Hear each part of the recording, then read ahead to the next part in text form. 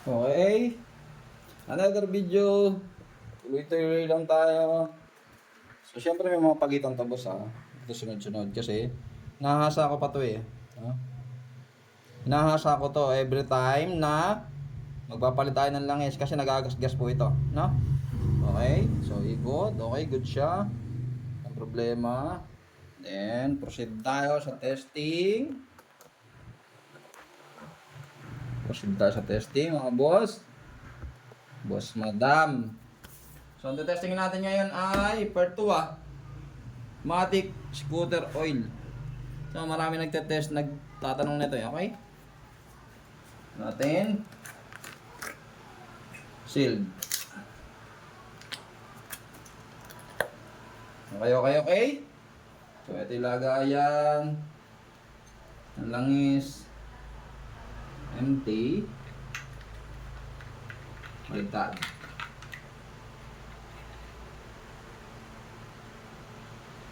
Same procedure, lagyan natin ng langis. Hindi ko pala ito na shake. Shake. Sorry.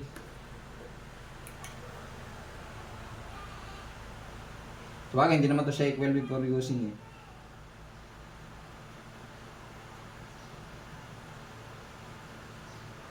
Pertua Matic. Pertua Matic. Then, ang ating roller, ay, ano ba yan?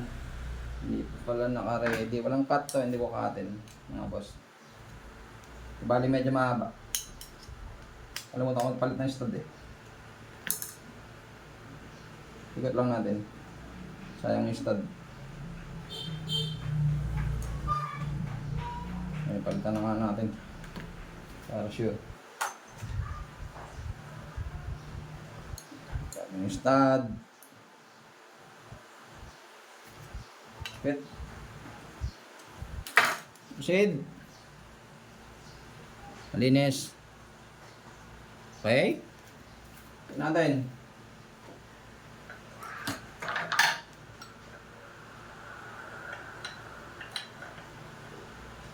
Testing nga boss. Na-adjust ko lang yan, nahuhulog na yung tornilyo. Okay. Testing. Break in. Same. Ganda ng langis. 1, 2, 3, 4, 5.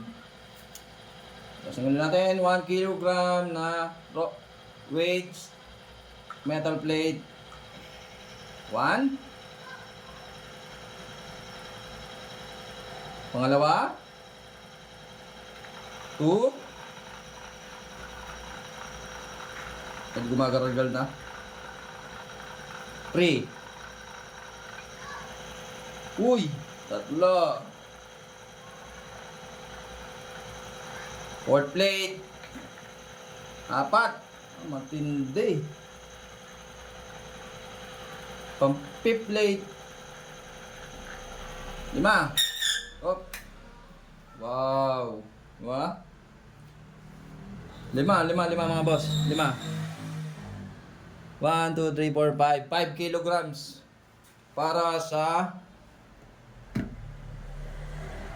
Pertua Powermatic. O, testingin natin. Tingnan natin ang damage. Critical damage.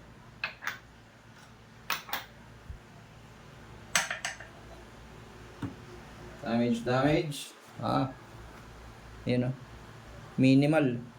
Ganun din, halos same lang din. Okay? Same lang din ang damage. Tingnan po, yung para sa Pertua, 5 kilograms. 5. Oh, 5. Oh.